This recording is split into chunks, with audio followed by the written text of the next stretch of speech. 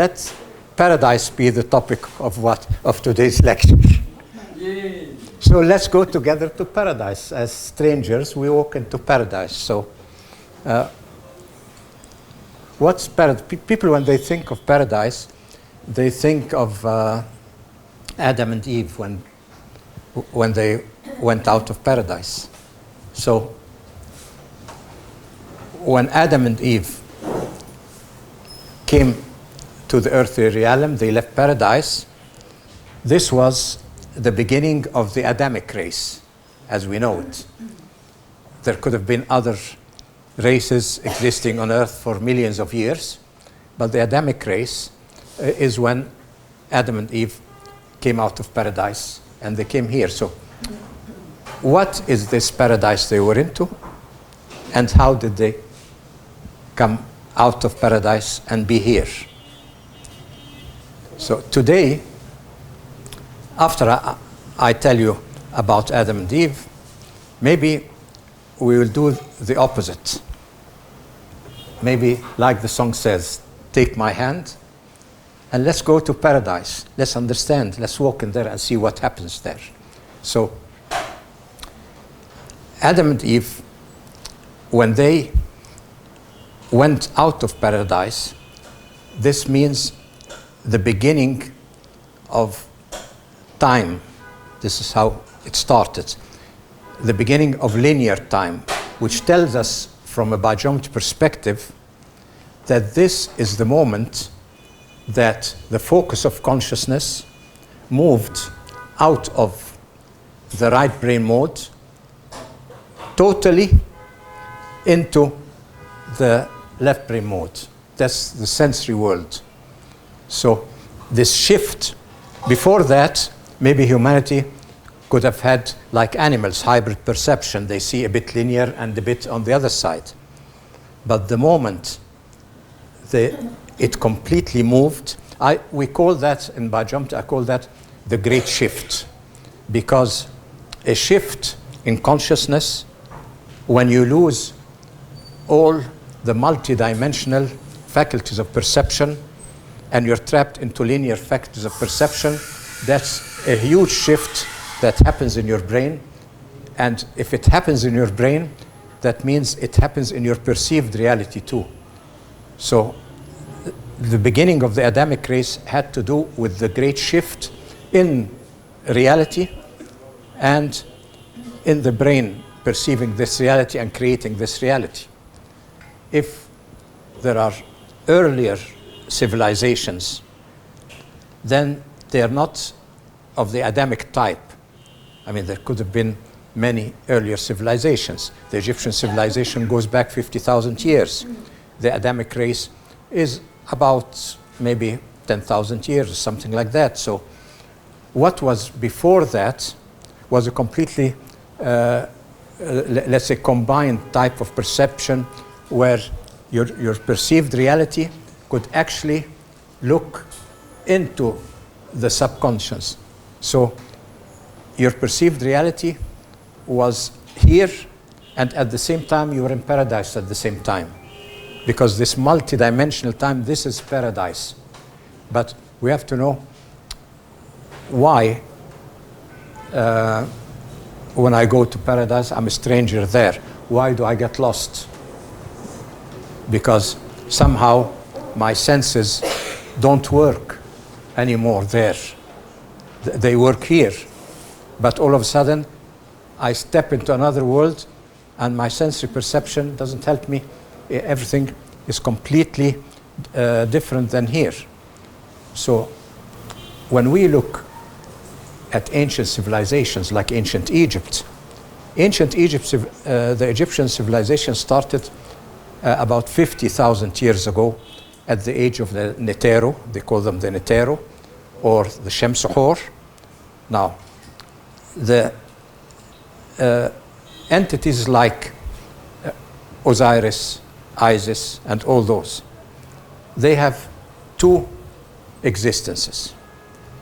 They were actually kings and queens who lived and ruled in Egypt 50,000 years ago, and we can see their names in the dynastic lists for example, of the priest Maniton. He has dynastic lists that goes back to about 50,000 BC, giving every dynasty, every name of the king, his wife, his children, his achievements, and all that. Now we discard that as mythology, but it can't be that detailed and discarded as mythology. And then those kings like Osiris, Isis, Thoth, Tahuti, and all that, they were actually living kings that ruled Egypt. After the passage of time, when the ancient Egyptians would describe the interaction between the laws of nature. The laws of nature are not quantitative in essence. They are qualities interacting together. And qualities, according to our physics of quality, are attributes, not just a number. So each quality is like a formula. So this formula has to be given a name. So now I can name this interaction in the universe. This would be Osiris.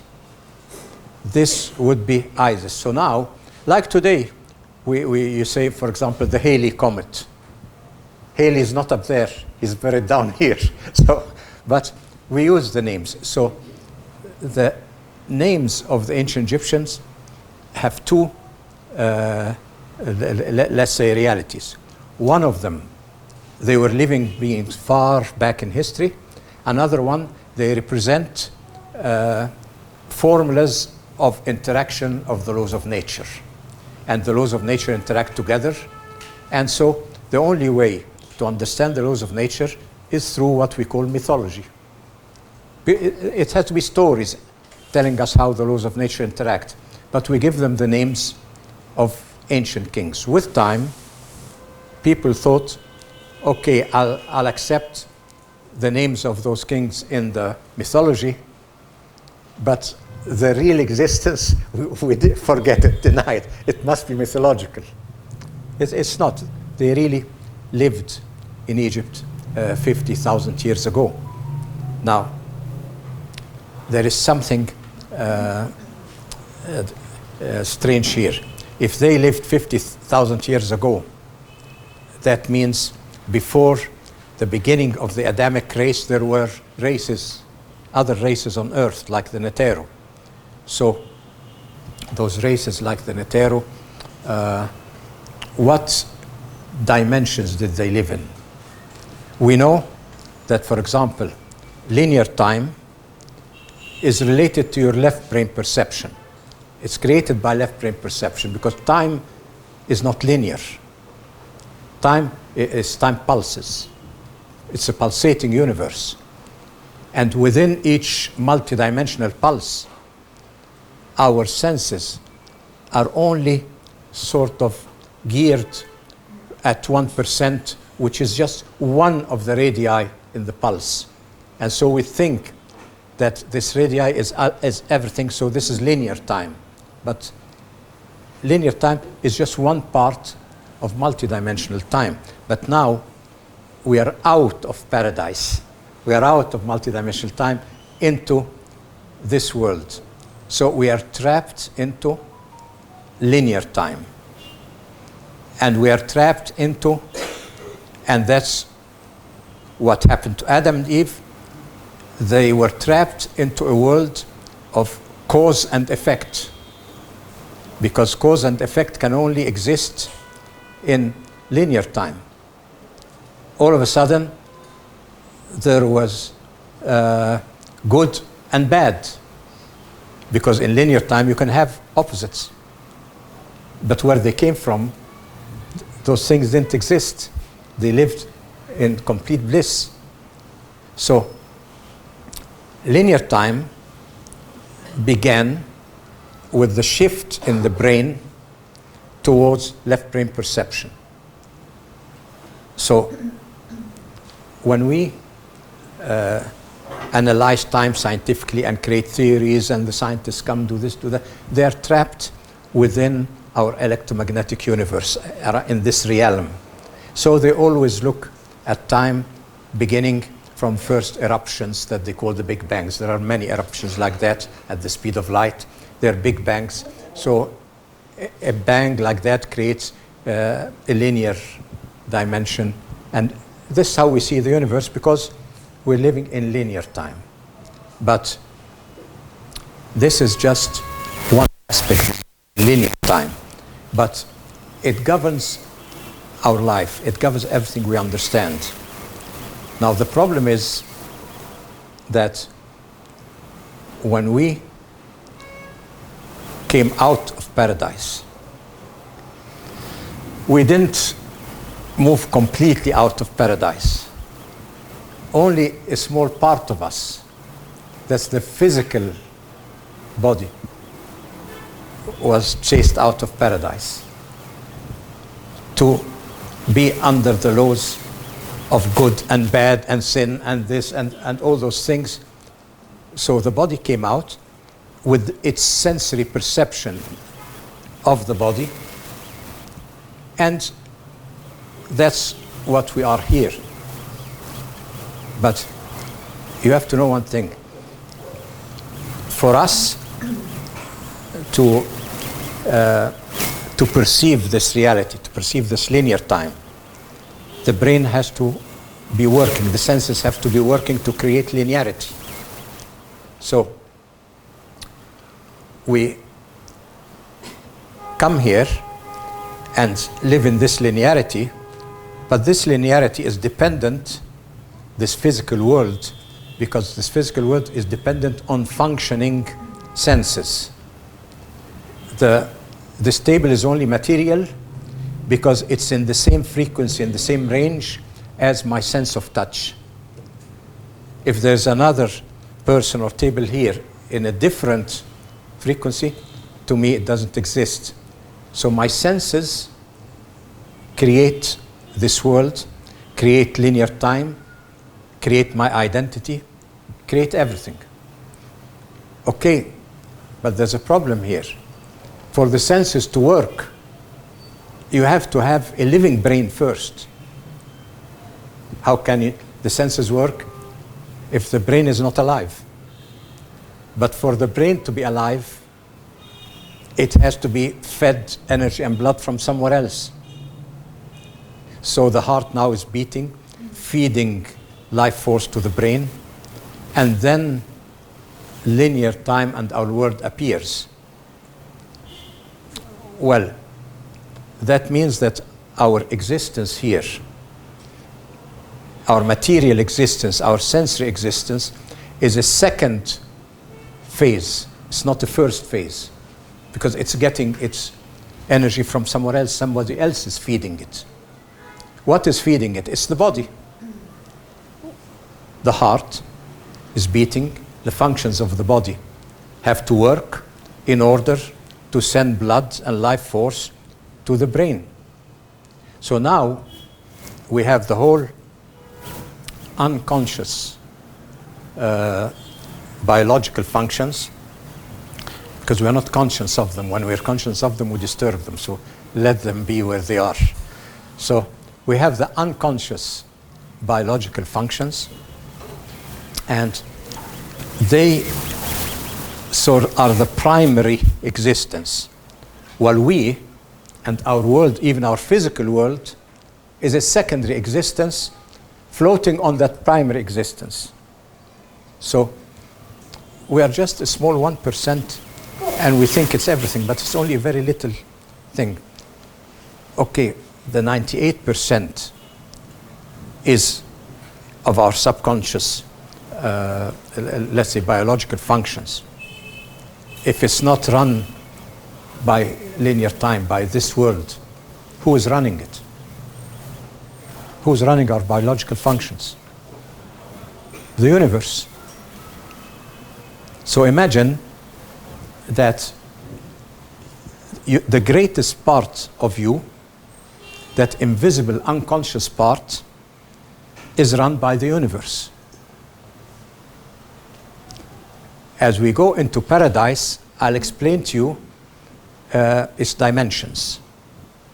Because is it my biological system run by the universe?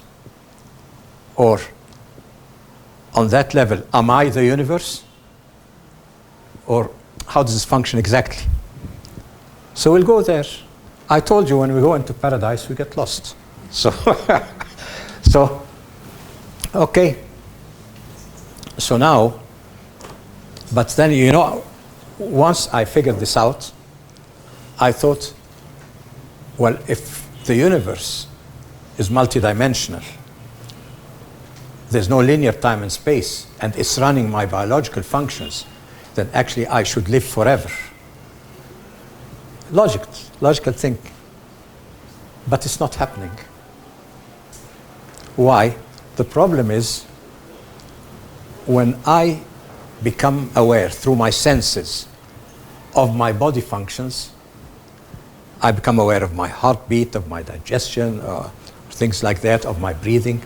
Once I become aware of it, I pull the physical part of my biological functions into this linear time and space, and so I impose aging on my biological organs, not functions.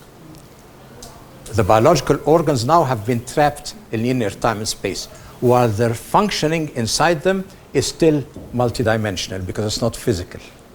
So, in a way, 98% of you is a multidimensional being.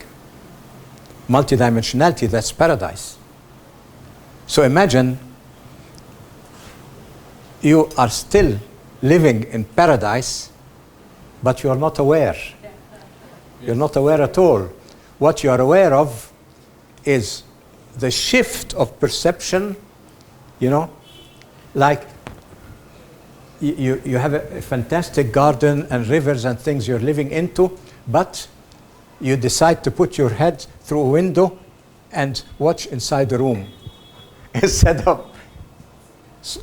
So we never left paradise. And this is a temporary state, and when it goes away, we're back in paradise. So, okay, let's see, why do I get lost in paradise? Why this song, somebody has to take my hand, I'm a stranger in paradise, because once you go there, you're a stranger. Now, many people will tell you, I can see the other side, I can channel information from the other side, I can do that. All this is possible, but not through direct perception. It is possible through interpretation, through translation. And translation is culturally based.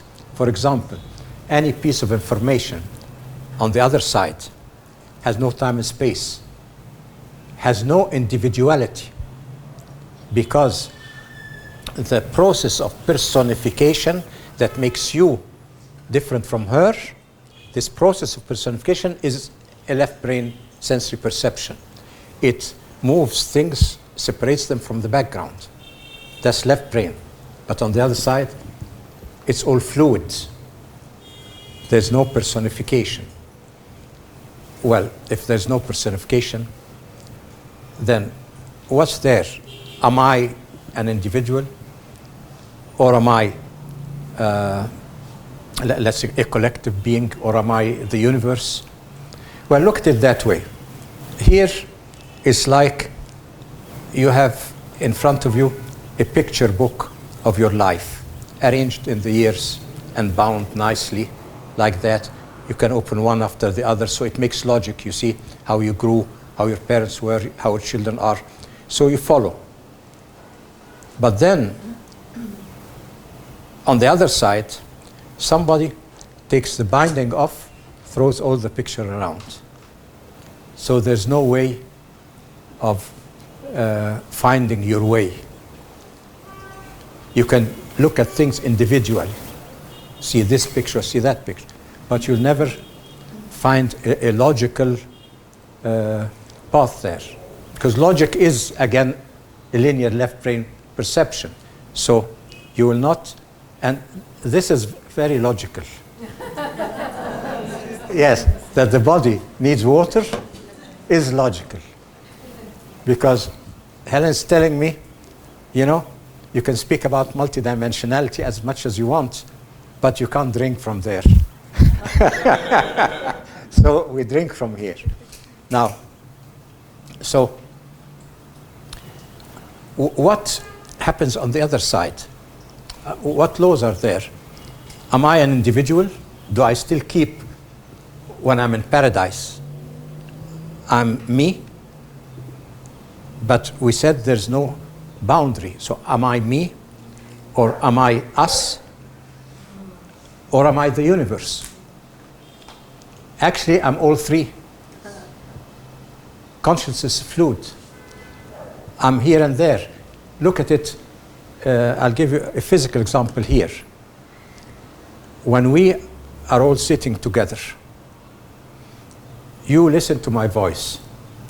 This information exchange from my voice enters into the subconscious realm and changes your subconscious. But resonance goes both ways. So I get all the information you have comes into my system. So all of a sudden now, we are a collective entity. On that level, we are a collective entity. We're not an individual entity anymore. So what looks like separate bodies on that level doesn't exist.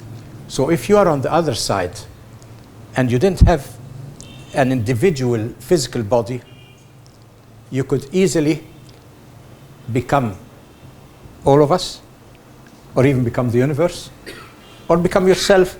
It's all one state of consciousness. You know, like if you look outside like this, and then you put your finger, then you concentrate, you know, those eye exercises, concentrate on your finger, and then concentrate on the other side. Back your finger, and back there. So this is exactly the same. You're an individual, you're everything. You're an individual, you're everything. You're a collective, you're an individual. So that's why I'm a stranger in paradise. I'm not used to being me and you and the universe and everything. How can I navigate? Now we want to go into paradise, but we have to have a method of navigation. First of all, the I does not exist. The I is here. There is an immortal soul that cannot have an I the way you know it, because you're equally, individual is a different I, collective is a different I, universal is a different I. So you cannot see yourself as you are now. You could be anything, anywhere. So you cannot decide where to go, who to meet, or what you see once you're in paradise, once you're in the subconscious. You cannot decide.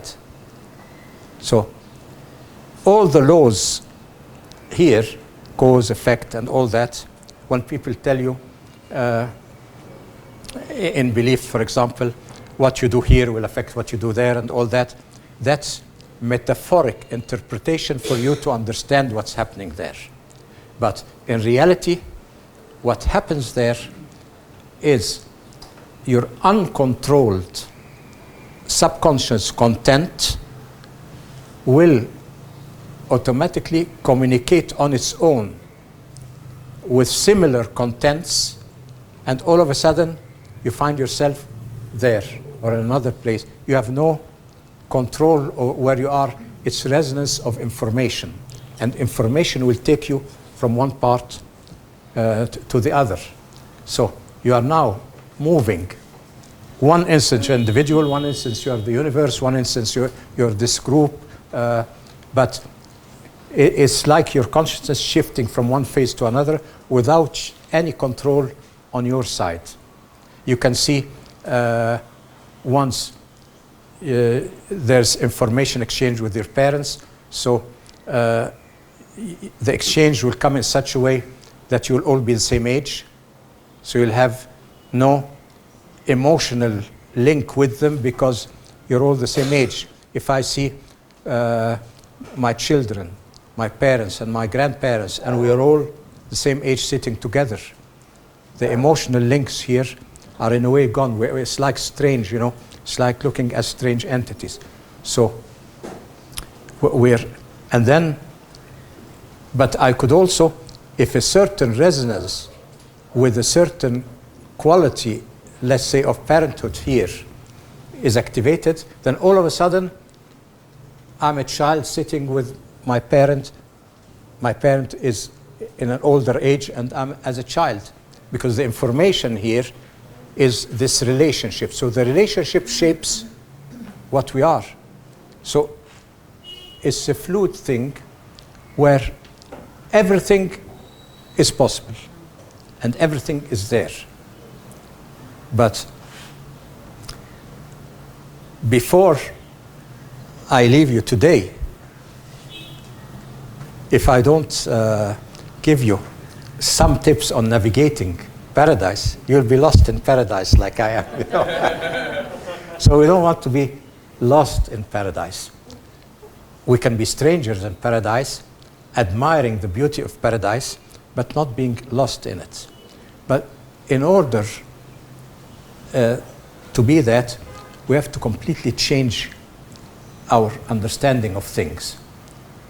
If there's no good or bad, there is no action and reaction. This puts everything here upside down, all my beliefs. If there is no before and after, that means that my presence there is in a sort of eternal state that has past, present, and future are like spots in front of me. I can walk through them, but they don't follow each other in a way. It's all there. So if this is the reality of things, and then I speak about them here, what's happening, like what's happening in life after death, what's happening in reincarnation. People they channel messages. But you have to understand thing. There is nothing called channeling. You have to understand that once and for all. There is information exchange through translation. But so you can't directly go in there and get something. Even though when it's translated, you believe you got it from there. You think there is this entity who's speaking to me. This entity came out through translation. But the original source of information could be totally different than entity, because there's no individuality, so how come you know the entity speaking to you? It could be the whole universe speaking to you. So this complicates things here, so we should understand the process of translation, of time, of space, and of information. Now, how do I translate things, information that's timeless? So I have to somehow relate it to a database in my sensory perception and give it a sort of timestamp it. I take the information and I have linear time, and this fits here, or this fits. So I have to fit the information, which is timeless. I have to confine it into a moment of time. So now at least I did the time part. Now the space part. The space part, it is out there, totally spaceless, fluid space. So how do I translate it here? I have to decide. First, I put it as an individual space somewhere. I translate it. I have to make a translation of this multidimensional thing and give it boundaries, give it some spatial attributes. My sensory perception can do that. it can give it spatial attributes. Then comes the most difficult part.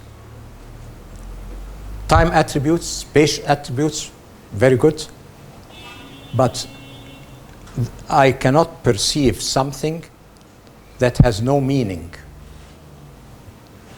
The information has to be personified, separated, because information, a drop of water in the ocean is not personified. But on my hand, it's personified. So I have to take the aspect of information that I want and then associate it through resonance or through association with the data bank I have. I associate it, and then I see the nearest correlation, and so I personify it with the nearest correlation. So now I have the information personified within time, within space. That is a translation of reality, because the same information, look at us in this room. How many different cultures do we have here? You could have a Far Eastern culture, I have an Egyptian culture, somebody has American culture, somebody has another culture. Now, the association has to go through your cultural database. So the translation is always culturally bound. And this you must understand. Unfortunately, people don't understand that. So we could be sitting in the room and say there is a spirit here that I'm channeling, and you are channeling, and you say, yes, this is the spirit of this entity because it's the only thing that exists in your culture. But I call the spirit, no, this spirit that I'm channeling is a different thing coming from my culture. In reality, it's neither this nor that because it has no personality. It's information, spiritual information coming in. Okay, now we know that everything is translation. The problem is, if you don't translate things into linear time-space, nobody will understand them. So although translation is not the real thing, it's the only thing that we can understand. So let's speak about life, life after death. The only thing you can understand here is life after death, because it's linear time. And linear time begins at birth, your personal linear time. Because remember, each one of you sees a different linear time. It resonates together. But mine starts the moment I was born, my senses work, and closes up the moment that I die. So it's a linear time that goes like this. And if some of you read my book about hidden reality, in there I have a sort of philosophical, psychological relationship with time. Is time my friend or my enemy? Yes, because it takes the nice moments away. So it's not my friend. It's taking everything, every nice moment in my life, the next moment, time has taken it away. So time here is actually taking away all the good things in my life. But at the same time, time answers, I'm not that bad, because remember, I take also the sadness away from your life with time. So, okay, so you're taking both of them, but you're still taking everything and I'm left with nothing, whatever you call it. So we walk together, me and time, hand in hand, and on the moment of death, because linear time is a product of my brain, so it will die with me. At the moment of death, linear time comes and says, hey, wait a minute, stop. Before you go, I have to give you everything that I kept in store with you through all your life, because I'm going to die now. So take what's in the storage. And then all of a sudden, at the moment of death, you're given everything in life. Time is giving it back to you. But it is given back to you with no, let's say, judgment, emotional or mental attributes linked to it. It's just abstract things given to you. And this here, take with you on your journey. When you take those things with you, they form your reality. But it has no any emotional, mental attributes or anything. That your attitude towards life is going to give all the things here a new quality. So time wasn't bad at all. But here, people are always speaking about time in linearity, aging, about that. When does time start? Did it start with the Big Bang? Did it start? This is only time within the realm of perception. This is perception of time, and it's not the real time. You see, you could have your partner, and you could see your partner in a totally different way than your partner really is. If you're angry with your partner, you see an evil person, or happy with your partner, you see an angel, okay? But maybe your partner's reality is not this and not that. It's your perception. So all what we know about time is perception of time. All the theories, the scientific theories that you read about time, they're perceived time. And so, but perceived time deals only with 2% of reality, that's sensory, the sensory world. What about the 98% of creation? Time cannot be, the creation cannot run along your perceived vision of time. It's totally different. Time is an archetypal law. An archetypal law that governs all pulses in creation. From the smallest, infinite zero, to the largest, the life of the universe. It's a pulsating, resonating unity of pulses. And it is pulsating so quickly that the background energy, which is a time mesh, looks as if it's stable, as if there's nothing. But it's a highly energetic, pulsating medium. Now, this pulsating medium is shaped by the law of time. It shapes the pulse. And all pulses are shaped by a law of time.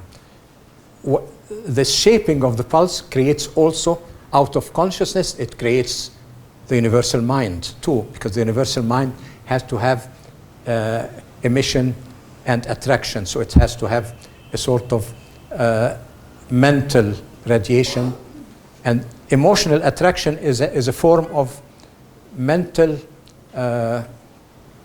sort of retrospective movement. So it's the mental self-reflecting on itself. So look at the attractive forces of emotion as self-reflection of mental. Because mental has to have the two directions in order to be active in creation, in the duality. It has to have those interactive levels. So now, time here has nothing to do with perception. Time is a real thing. The reality of time is a pulse, governed by a zero center from a higher order, from a zero infinity level. So time is a pulse. And if it's pulse, we look at the pulse in a 2D shaped, simplify it. In reality, the pulse is multidimensional, spherical. That's why the ancient Egyptians had spherical time and linear time. The spherical time is called nahnah. Nahnah when you do this. And you know what? I'm a lazy old Egyptian. So if I want to go into my right brain consciousness, I don't go through the trouble of doing all those meditations and things and exercise. No. I have to. In ancient Egypt, we had things that we want something, we just get into it. So imagine I just move my head like that, I'm already into nahnah. So if you want to go meditate, go into alpha. Okay, you can do it your way, or you can just do this, you're in it already. Instantaneously, you know. And try, just move your head like that. You'll feel already, the moment you start doing it, something is happening. That's, you're entering into nahnah time. That's, and you know, we have that word in Arabic today, because many of the Egyptian words come from ancient Egypt. So when somebody, let's say, when a singer comes out and he's going to perform, so we say in Arabic, yitnahnah. That means he's going to go start, you know, getting into it in a way, nahna. And then, yes, we say, or the sheikh who reads the Quran and he sits. So all of a sudden, he starts, before it starts, but he'll make the motion once or twice like that to get into it, you know. So this is real time. This is spherical time, the real time of the universe. And so the universe is actually made of living, intelligent time pulses. This is the mesh, the weave of the background of the universe is time. Time is not something you look at and perceive. That's very limited 2% thinking. The reality is not like that. So you can tell me, yes, but we're living in the 2%. What do I care about the 98%? I tell you, you'll care very soon, because you'll be in the 98% very soon. You won't have the 2% left, you know. Yes. So, but if we look at it that way, so there is no, in the 98%, there's no before and after. There is resonance. So you cannot have life after death. So if it's not after death, what is it? You're living it right now. You're walking in the other realm right now. 98% of you, your biological functions, your heart, all that is in the 98%. When they weigh your heart at the Hall of Judgment, they weigh your heart, not your head. Yes. Because the heart function is the one going with you to the other side. And you know, in ancient Egyptian and in Arabic, we have many names for the heart. Every dimension of the heart has a different name. So it's not just the heart. So this is, we are living our other life at this moment. The quality of the other life, you're making it here. Well, now I have a problem I wasn't counting on. I'm making the quality of my other life right now. So I have to see what is the information exchange from here to there. We saw how it goes from there to here. And so I say, I stamp it with afterwards and forward. I want to understand reincarnation. I'll go into that a bit later.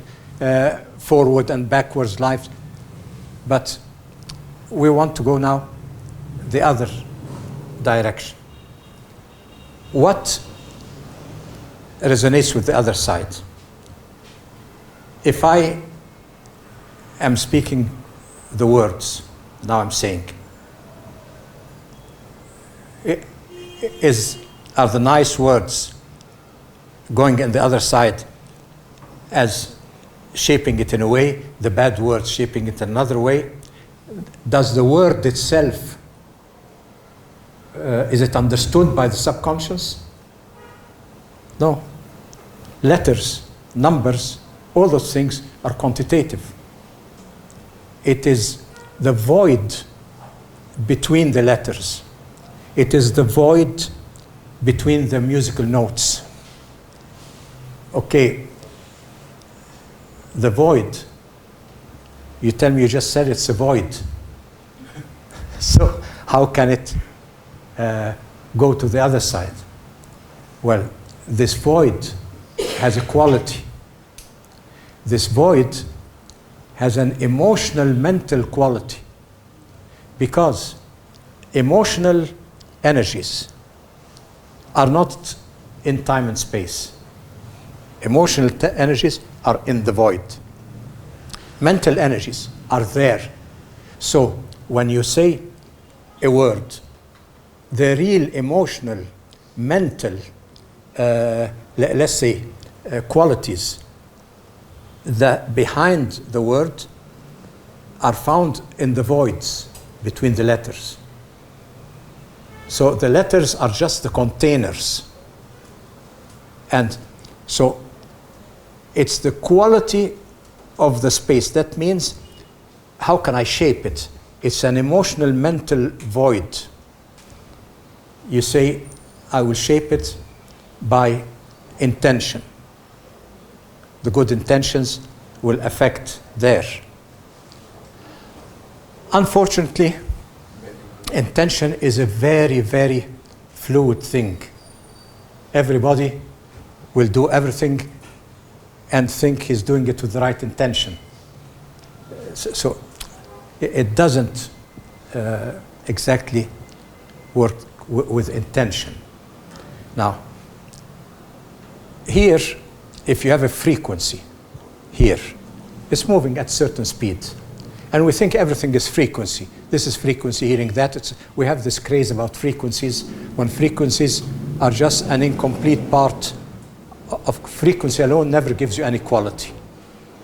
It's the shape of the wave that gives you the quality, not the frequency itself. Because once you have the right shape of the wave, you can make it smaller, bigger, everything.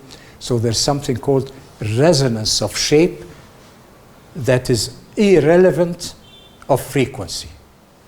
It's a seamless information exchange in the universe. So shape is this harmonious motion that produces shape. How do you do that? It's by the quality of action. The quality of action here shapes all the frequencies in such a way, and when they're shaped properly, that's when the quality goes over to the other side. So it's shaping the information, because the subconscious understands shapes. It understands visual things. And when you imagine things and all that, the subconscious understands, so it understands shapes. Now, how do you send shapes to the subconscious? Do I just imagine shapes? No. There is only one valid way of shaping the subconscious properly, and that is excellence of action. because action is motion. Excellence of action means proper shaping of action according to all the laws of nature. Now, if you ask me what is the common goal of all beliefs and all religions that exist, what's the common goal that will save us? First, you can tell me rituals. I follow my rituals. I pray, I do this. Rituals are different in every religion, so they can be a harmonizing agent, but they can't be the goal. Well, the belief, the creation stories that I have and you have and all that, they cannot save you because each one is different.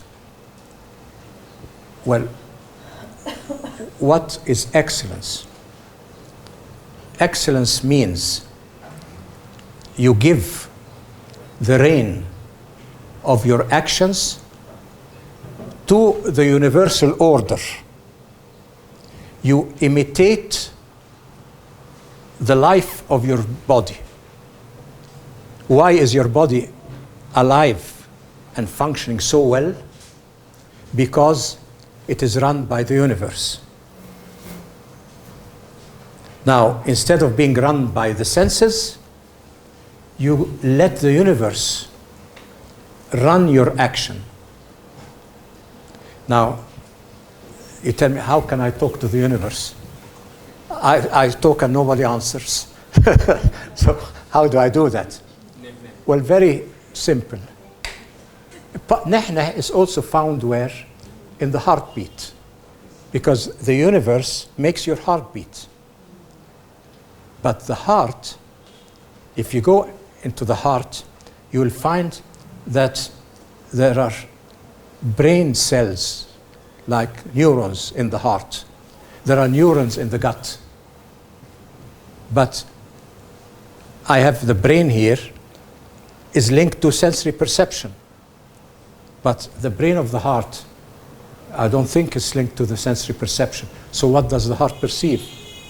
What is the domain, the dimension in which the heart is working, if it's not working in sensory perception? Emotion. What is the dimension in which the gut brain is working? No, not emotion, the laws of the universe, all of them. The laws of the universe, they have functions to do in the body that have nothing to do with sensory. Those functions have to be separated from the brain so that our sensory perception does not disturb them. So we have the gut brain, we have the heart brain. So now, how do I, if the gut brain has to do with all digestive processes, biological functions and all that, now the heart has to do with what? So the heart brain is, let's say, has to do with the higher orders of the universe. So if you are now, we can say, I want the laws of the universe to come into my action. Instead of me being the director of the action, I let the law of the universe direct my action. So I am serving the universe, not mastering it, trying to master it. So here what happens is, I want to make an action. We can translate that in a very simple way by saying, put your heart into it, or ask your heart. You know, somewhere inside your heart, there is always a sense of what's right and what's wrong. Because the laws of the universe, so why am I saying the heart? The heart, through the pulse, is, let's say, the main pulse from which all other pulses in the body originate. So I can actually diagnose any problem in the body through the heart pulse alone.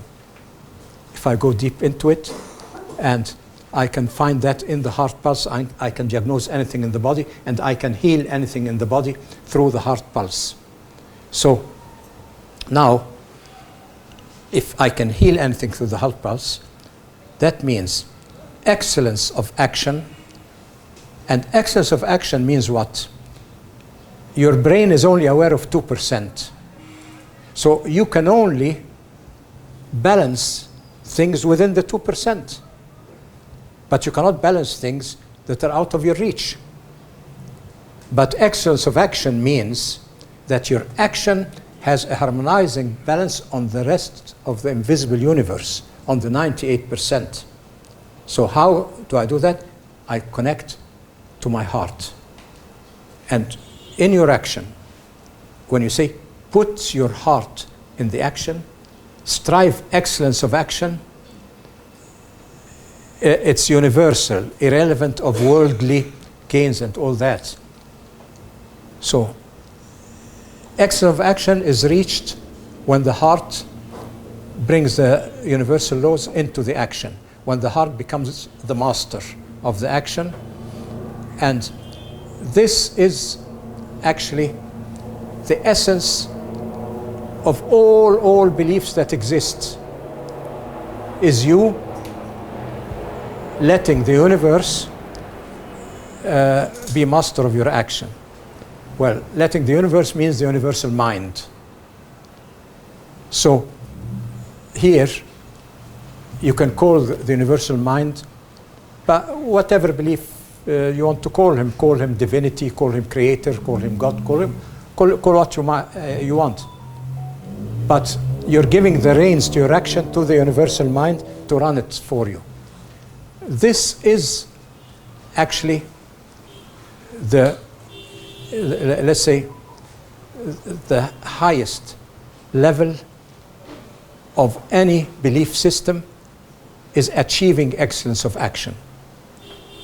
Because what we see in the world today, all belief systems are becoming more and more sophisticated and more governing and all that, and our actions are lousy. Look at humanity. Look at all the actions. I mean, why isn't religion in all its forms, why isn't it producing good human beings? Something must be wrong. We must be looking at them as if,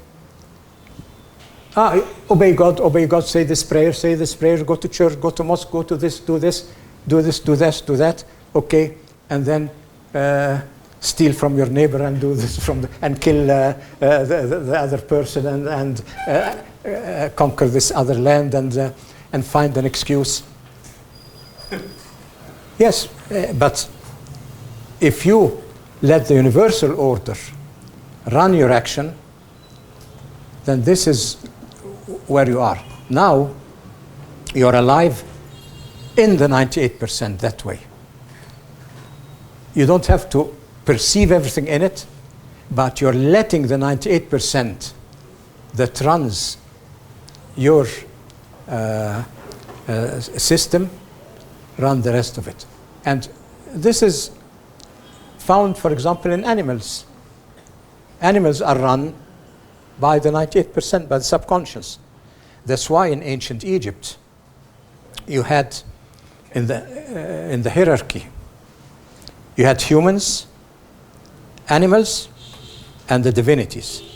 So the animals were your connection to the divine. And to understand that, look at the percentage of the divine running your action. With left brain perception, we have the least percentage of divine laws. We have free will. Animals have much more percentage running their actions. Only when they live with us do they lose a bit. But in general, so animals are sacred in a way because It's the sacred mind that runs them. So they're actually between us and divinity. That's why, for example, in ancient Egypt, if you intentionally kill the cat, you'd be put to death because they're sacred. So this is, now, can we sort of open the door to the right brain perception and become sacred too? First, the nice thing about opening the door to the right brain perception, let's look at a dog. A dog who sees here, he's living with us, but their perception, because they're more into the subconscious, then their sensory awareness must be more widened because there are other laws governing them. But if their sensory awareness is all widened by the laws that govern them, that means that they can perceive in the unconscious dimensions what we cannot perceive here. But if they can perceive it, that means they'll materialize it. So for a dog, if there are entities from other dimensions walking here, the dog might feel it as material, so that other entity could tap the dog and it would be material. But for us, it wouldn't be material because our senses, we materialize based on the broadness of the senses. And so part of the enigmas of ancient Egypt that you see is the fact that before the complete mental change into modern humanity with the shift into left brain perception, when they were still in hybrid perception, that they could actually live in both dimensions, that means that entities, multidimensional entities, could actually materialize and live alongside humanity. In many scriptures, you speak about fallen angels who lived on earth or things like that, or Anunnaki or different people. But they're actually, all those words exist. It is our perception doesn't see them. Now, once our perception sees them, they can actually materialize here. When they materialize here, they are not, let's say, governed by linear time, because now I've opened the door to multidimensional time. So the fluidity of space gives me control over gravity, gives me control, the fluidity of time gives me control over time. So they could be born here, live here, but have a hybrid perception and have hybrid, or let's say, hybrid origin means hybrid tools, hybrid things. And okay, when humanity closed the door completely to the right brain consciousness, those entities couldn't materialize here anymore. So when they died here, they never came back. So the ones that were here died, and with time, with the shift in consciousness, even the remains would disintegrate into their dimension. For example, where would be mummies of the Netero? They are in a shifted dimension. If a time comes where our mind expands back into the unconscious, all of a sudden we might start discovering some technologies and some mummies of that, but it cannot happen in our present state of humanity. And anyhow, I don't think it would be wise in our present state of humanity to have access to the unconscious realms, because we are going to draw things into our dimension in the same quality that we have. And that would be really bad, because you can only, through resonance, invite something like to like. You can't invite an angel if you're a devil, you know. Yeah, you invite the likes of you. So I wouldn't try to open the doors to the subconscious at this moment. But now, if you are alive here, you are alive in the afterlife also. It's not an afterlife. It is the parallel where you are. You only come out of there during your waking state here and go back there. So you're always there. Because if the afterlife has fluid time and space, it cannot be confined to your linear time and space and wait for you to fit into your time and space. No, it's there all the time. And the same way, your reincarnations. Here you look at them forward, backward, and everything. But inside you, they all exist at the same time.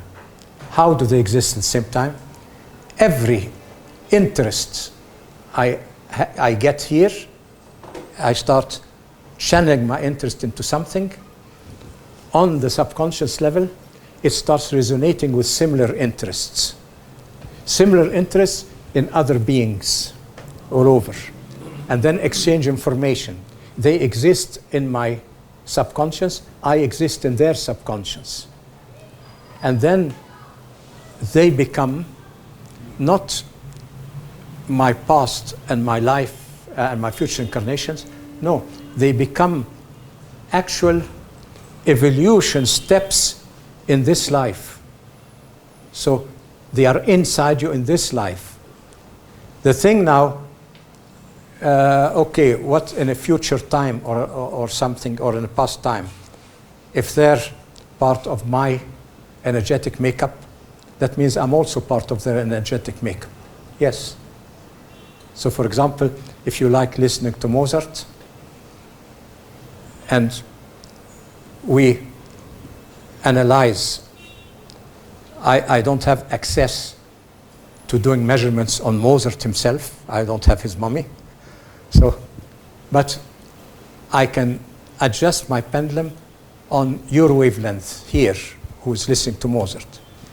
So I can find things that you relate to. And then I play Mozart's music. If you are that fanatic about Mozart, I will find your energy in Mozart's music. But then you tell me, but he composed that 500 years ago. Yep. So how can I be in it? There's no directionality in time and space. There's only resonance. So on a subconscious level, it's a fluid thing where everything goes into everything. Now, to make sure you affect the reincarnations, whether you see them that way here or whether you have the connections the other side, to make sure the evolution of your incarnation is very solid, the only thing is excellence of action. Excellence of actions means, for example, you listen to Mozart's music. That's not excellence of action. But then you ask yourself, I want to know more about that music, I want to understand more about that music. So you start a learning process to really get to know more. You're going the path of excellence into interacting with it. So that way, all of a sudden, the different components, reincarnational components that affect the evolution in this life become very positive and very illuminating for you. So you evolve into always something much, much bigger. So it's time to get out of paradise and come back here. Okay, so if you have any questions or something, you can ask whatever. You seem not to have. You seem to be lost in paradise. That's good.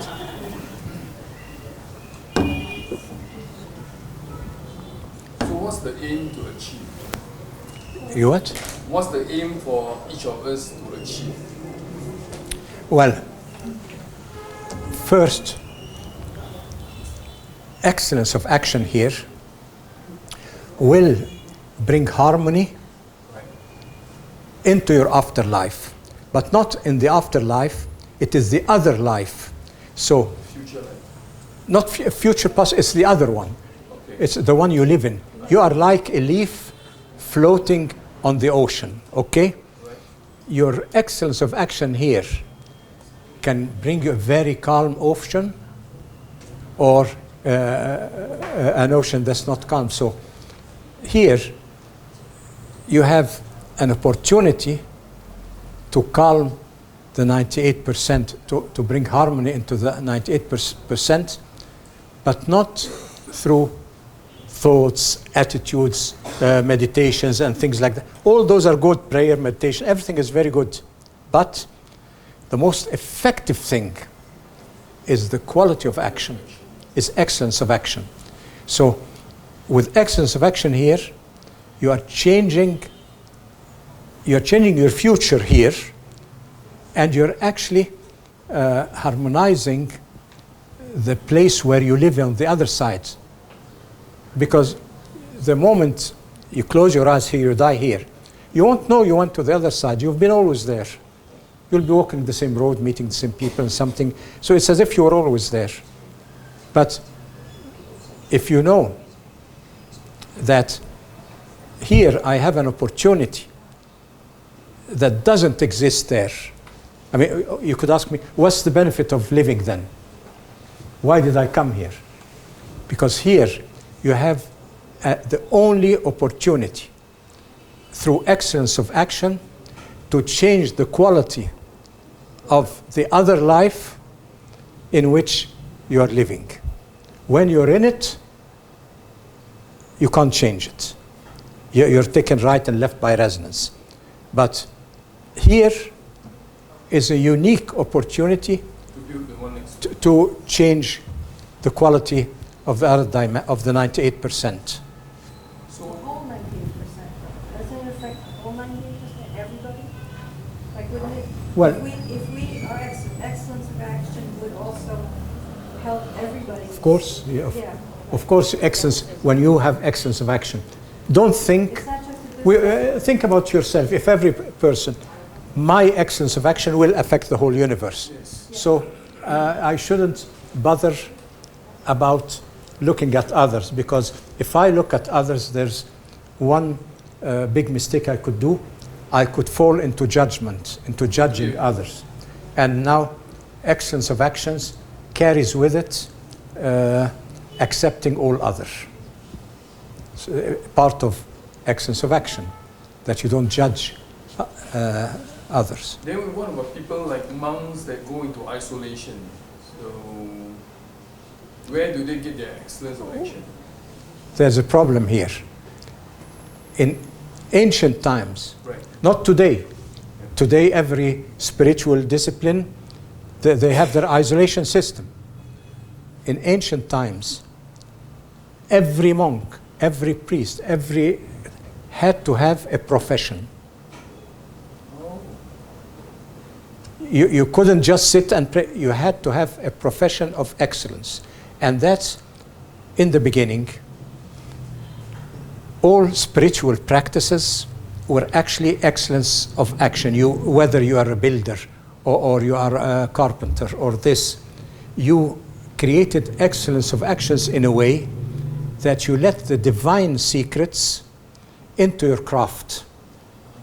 And so they formed guilds together. Guilds that had the secrets of the crafts. And then later on,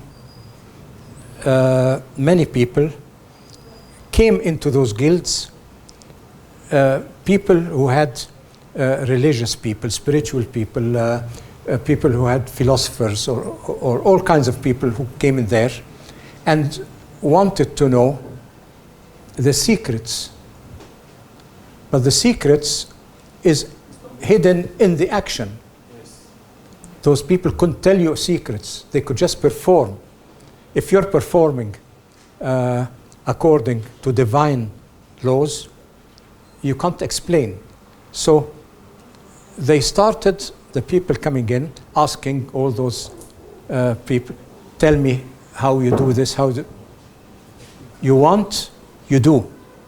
And that's from ancient Egypt. Pythagoras, he came to Egypt, the great philosopher Pythagoras, he came here with a letter to the Pharaoh, telling the Pharaoh, I have a letter from your friend, the king of Samos, and I want to study in the Egyptian temples. So the Pharaoh gave him a letter, and every temple he went to, he said, I want you to teach me.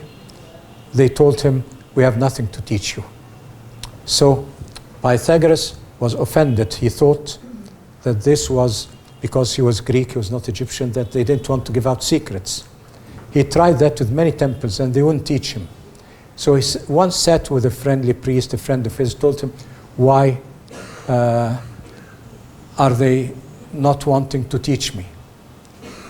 So his friend, the priest, told him, because in our temples we have nothing to teach. So he was more perplexed. He told him, then what do you do in your temples? He said, we are temples of experience only. You come into the temple, you learn a craft, an action. You start practicing, whether you learn carpenter or mason, or or a plant. So you start an action, and when you reach the excellence of action, this is, you have taught yourself. You connect it to divinity, and in the temple you are practicing putting the laws of the divine into the material. And this is the beginning what Pythagoras didn't understand. He thought he would come to Egypt because he was Greek. He wanted things in mathematical formula and philosophy because he was a philosopher, things like that. So he thought in the ancient Egyptian temples they would teach him all those things. But they told him, we don't have any of that. We don't have anything. All we have is, please, excellence of action, so experienced. And so that is the real thing. So now, today with time, people in all the monasteries and all kinds of religions, they have put spiritual practices. It is very good to have them, but they separated the spiritual practices from being an artisan, from doing something with your hand. And so they have sort of steered away from the ancient origin of excellence of action, because there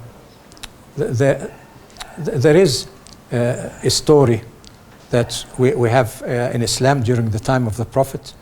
There was a holy man living in a cave, praying day and night, and he was known to everybody. He is the holy man. And his brother had a bakery shop. He was baking bread. And every morning, the brother would go up and bring bread to his brother and then come back. So the Prophet told them that the baker is more spiritual than his brother up there. His brother is not serving community. He is serving community through excellence of action. So the baker doesn't go out there, he doesn't spend days and nights praying, he doesn't everything. He's just serving his community. So he is on a higher level than, because spirituality is not a profession. Today people think spirituality is not a profession. The only thing that is connected to the divine laws is practice excellence of action in whatever you decide to do. And that's the only thing. That's the only religion. That's the only belief. And that's the, so I'm not speaking against any of the holy men we have in all our religions. I respect ours, you respect yours and all that. But I'm telling you that the ancients looked at it differently. Yes? You were saying that those entities that could, you know, try not to really reach out to those entities from the 98% because it's more like for like, and Yes. what if it happens that they No problem. come into your life, then No problem at all. They seek it, but they can't. No, but the entity that comes gets translated through your own interpretation. And so the final personification of the entity is partly you and partly the entity. You see? That's what I was trying to explain. Yes? Can you elaborate more on the excellence aspect from a perception of biogeometry? Well, first of all, the biogeometry is started 50 years ago. Before that, I don't want to say so much before that, it will make me seem very old, but so actually I went when I was young into so many secret societies, so many things. I studied of all religions, not just Islamic, ancient Egyptian, but we had so many secret societies here in Egypt, and for a long time I kept looking at most of the doctrines. And so I understood at the end that it all boils down to excellence of action. So the whole idea, okay, what if I developed a science of quality that I could actually practice solutions to provide or to achieve this excellence of action? So first of all, it had to be a practical science, not something that are teaching you theories, not telling you just sit to prayers, do meditations. Okay, I've done all those things. I went through every psychic or spiritual phenomena you can think of. But I said, now let's put those aside. Let's distill those into excellence of action. And excellence of action means opening a door that the higher laws come into our action. And so I started as an architect. I'm thinking, well, how did it all start? Where did action start? Where did ritual start? Where did all this start? I found that it started always in sacred power spots when you had the vortices.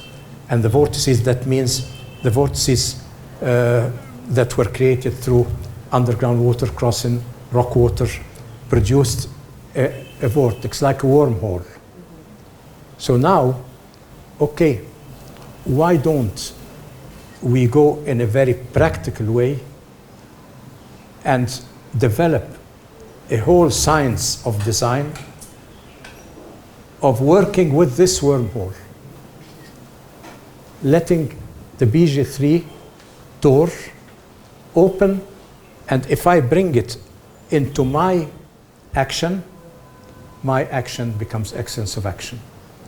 So the development of biogeometry, I did it according to a belief.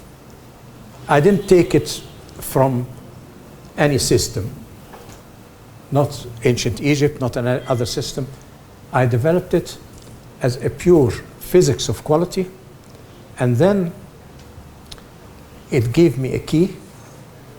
Once I knew how to work with it, I got a key to open the doors of all the ancient civilizations like ancient Egypt and all that, to make biogeometry even richer and richer. But the whole idea was very simple. How do I connect to bring in the balance into the action? So there's nothing simpler. So you see, when I explain it to you like this, it's a whole big universe.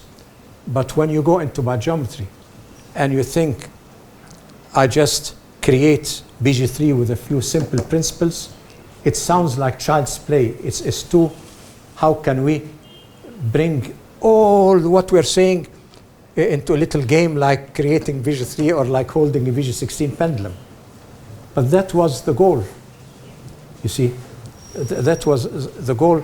If you hold the BG16 pendulum and you make 4 measurements a day, try to discover BG3 here or there, that means you've connected 4 times a day to the hard dimensions and you brought it into your action. So biogeometry is directly bringing this concept into action through a very practical way. Now, did the ancient times, whoever, all the spiritual artisans, did they have a science like biogeometry from which they produced their craft, and then through inheritance they kept doing it and the science got forgotten? So there must have been an ancient practical science, definitely. But it's probably in a different language because their culture is different. So all what I'm saying has been distilled in a very simple science of biogeometry. I can tell you one thing. The first time I made a lecture on biogeometry to a small group, I had many friends in so many esoteric societies. I used to go there a lot, lecture here and there and all that. And the day I spoke about biogeometry, they came, some of my friends who I lost afterwards, unfortunately, they came and said, "What are you doing? I mean, these are supposed to be secrets, and you're just telling everybody, do this, PG3, it can't be that way." So I said, look, I'm not teaching any system that I learned from any of you. I've learned all those things, but now I'm trying to develop something as an architect. I developed it completely independent of everybody by going to sacred power spots, seeing the crossings, then learning radiesthesia, learning energy quality, until, of course, I have the paradigm of esoteric sciences, but we did a very simple practical science, which is biogeometry. And the thing is, the highest and best connection to the spiritual laws of the universe is also the simplest. And that's why people sometimes find biogeometry solutions, they're too simplistic to believe in. You mean you do this and this changes? You mean how can you go to whole regions in Switzerland and you put a few things like this, and then all of a sudden this must be some Egyptian magic that you brought with you from somewhere. It can't be a science of biogeometry. You're tricking us, and things like that. But this is it. We are at a time where there is no time to spend reading ancient scriptures and things like that. And if you read them, you'll get lost into them. People need today very simple 1, 2, 3 steps that are not bound by any belief. We try to be in biogeometry to be very neutral. I don't try to explain biogeometry through any doctrine. No, I just say very, very neutral.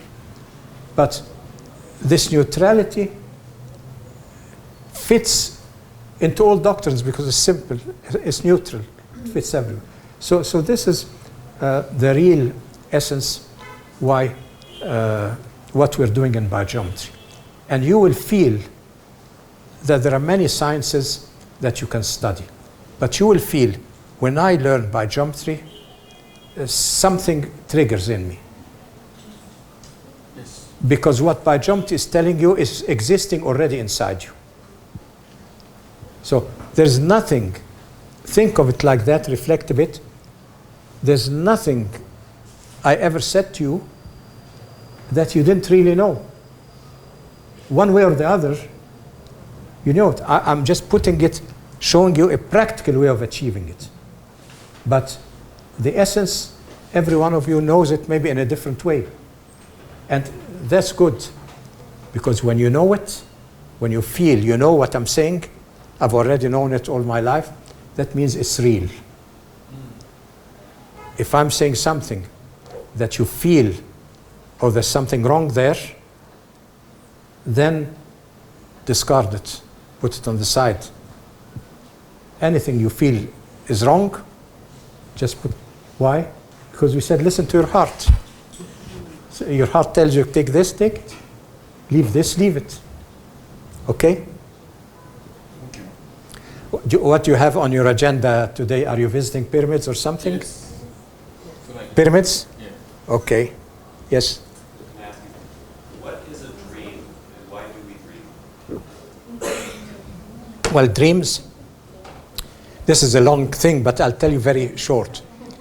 Dreams, there are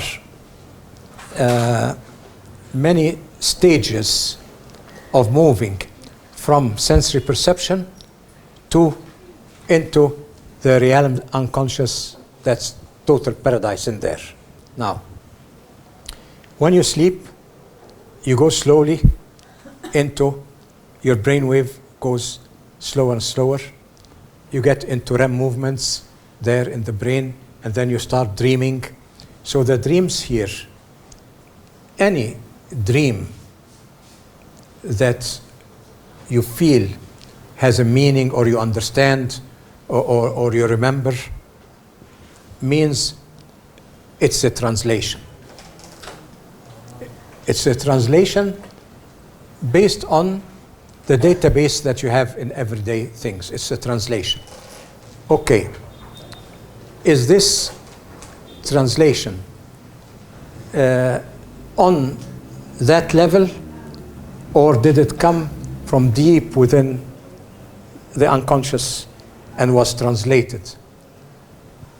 You can't know that, because when your soul goes, your universal immortal soul, what it experiences on the other side will never come to you as it is information, as the result of a dream, because we spoke about the translation and all that. So translation could be from levels that are very near to your everyday life, or could be from subconscious levels that are very deep. But your brain here has translated them. So as long as you know this process of translation, it's all right. So when you go, for example, in out-of-body experience, in a dream that's very vivid, if you're in the out-of-body experience and you see where you're going, that it is because your soul body is connected by the silver cord to your living body. So there is still a connection with your brain. So what the soul sees there is translated through your brain. And that is why you cannot go in a dream, or even in an out-of-body experience, and get information that does not exist in your database.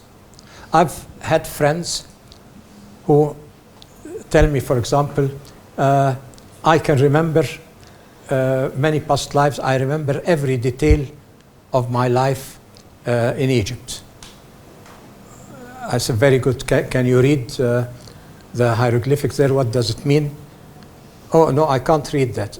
Well, can you speak the language? No, I can't.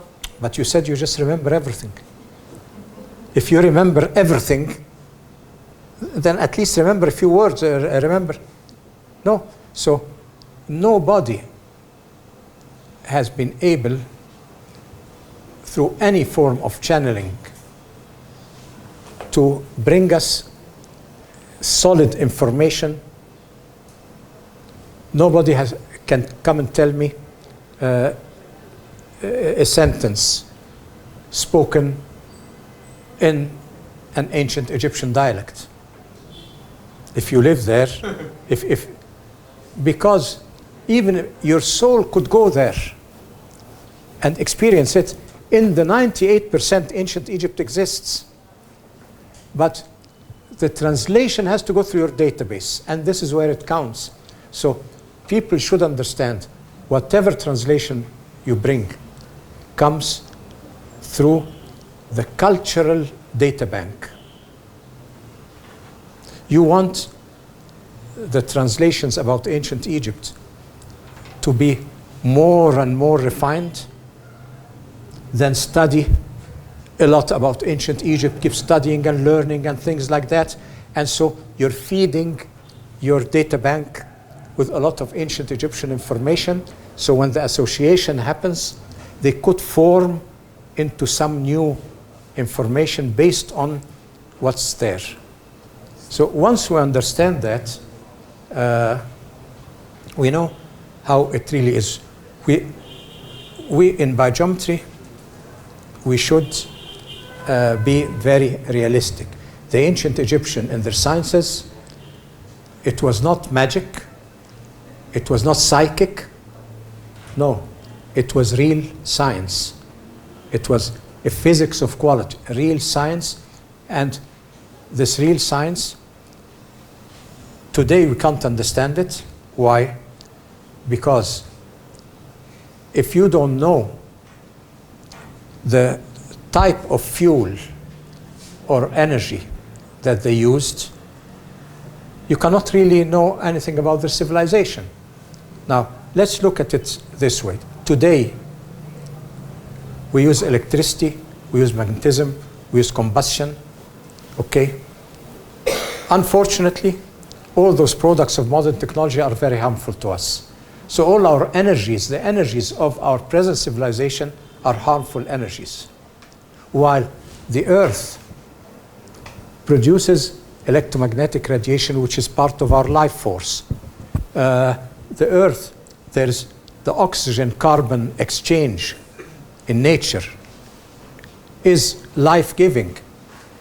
You know, when I exchange with plants, I get oxygen, it has life force carried in oxygen. And then I expel it to the plant, I'm sending life force carried in CO2. So both of them are life force carriers. Life force means they're alive and they have what we call homeostasis. That means inner intelligence, inner regulation of things. Now, okay, if I ask myself, what is the energy that runs most of the motion in the universe? I look and see how the planets are moving around the sun. It must take a tremendous amount of force to move such huge planets around the sun, the galaxies, turning of the, what energy exists in the universe that can do all that? This energy is making me walk. It's making me grow. So 99.9% of the energies in running the universe are not in electricity, magnetism, and things like that. They are in life force. So life force is the most potent energy that is found in the background pulsating medium, because we said pulse of time is pulsating so rapid that it has a huge amount of energy, but it's living because the law of time, the law of universal mind. So life force is a living aspect of divine intelligence and time. So if a civilization wants to, let's say, interact with a form of energy, and this civilization is very advanced and has its roots in a multidimensional level, what would it use for energy? Life force. So instead of looking at all the ancient Egyptian artifacts, they were made to produce electricity, they were made to produce radioactivity. All this is nonsense. Why try to produce things that are of second nature when you can actually produce life force? If you know how to use life force and produce it, you will make a civilization where energy, the energy you use, is alive and intelligent. Imagine when you fuel the gas in your car that you can speak to the gas coming out of the car. Hello, good morning, how are you today? Thanks. Are you going to run my car well today? Just have a look at my carburetors while you're on the way. Well, life force is like this. Life force is an intelligence. So imagine if the way we build temples, the way we use musical proportions in order to build temples on sacred power spots that interact with the stars, that interact with the universe, all of a sudden they were interacting and using the life force of the universe as their primary fuel. So to understand their civilization, we must discover life force first. Now, our modern science does not acknowledge existence of something called life force. And that's because we cannot acknowledge the existence of a living, intelligent fuel. But this is, you mean, how can a fuel be alive?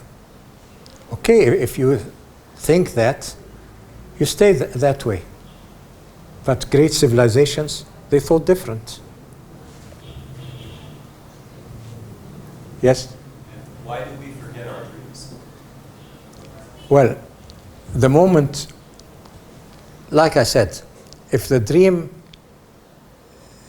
doesn't go through proper translation, you forget it. Now, if the dream is, usually the dream comes when you're in a lucid state, half awake. Lucid state, you know, in alpha or something. In that stage, you will remember it because you're in between both worlds. But if you go into a very deep sleep, and then you come out, the way you wake up determines how much translation can be through your brain. So if you wake up with the clock all of a sudden like this, you probably not remember much. If you open your eyes half like that and take 10 minutes, you know, of slumber until you wake up, and then you wake up, probably you remember much more. So it's a matter of, because I'll give you an example. If you go to sleep and you're in bed and the soul starts moving slightly out. Now it's going out, that means it's going into the unconscious realms where it sees everything.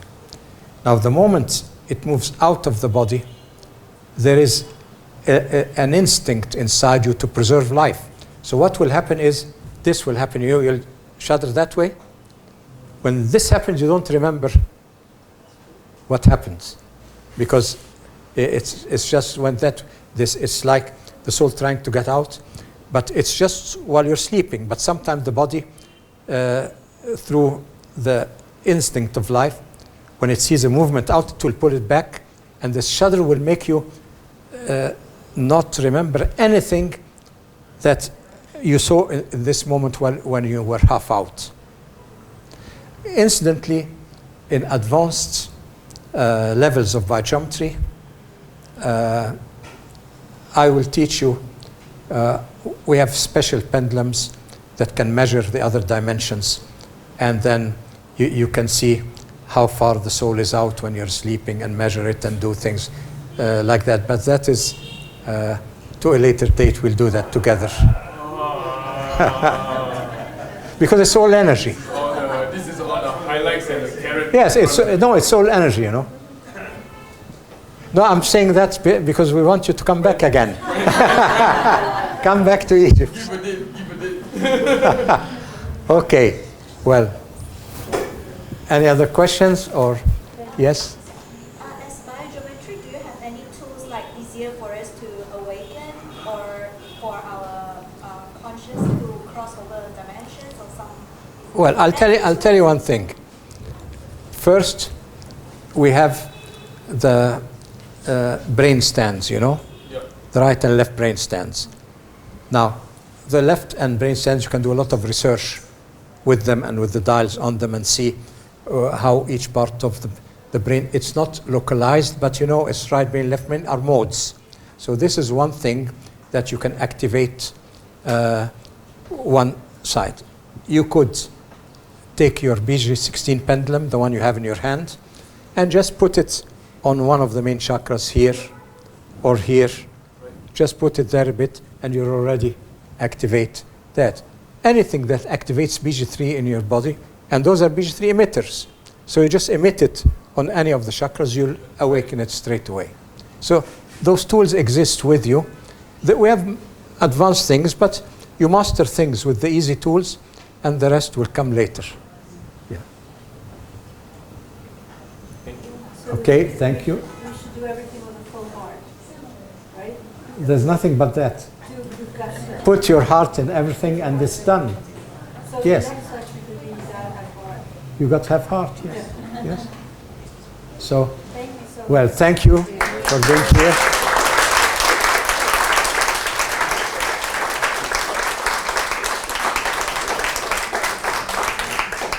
Now, I hope you don't get lost in paradise, huh?